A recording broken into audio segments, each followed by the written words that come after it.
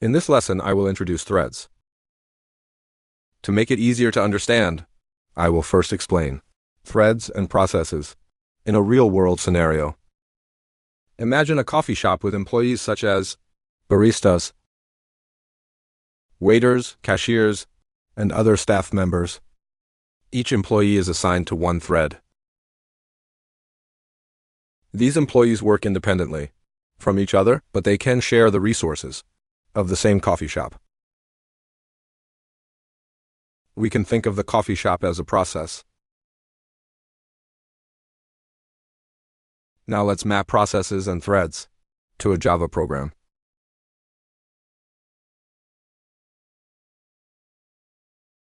The coffee shop is now a Java program.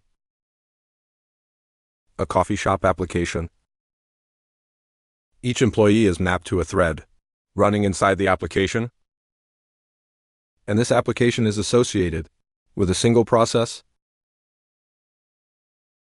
Conceptually, each Java program has exactly one unique process ID. Each process can contain one or more threads. Looking at the diagram makes this easier to visualize. A Java program has one process. Inside that process, multiple threads are shared. These threads run in parallel and independently, and they can share resources within the same process.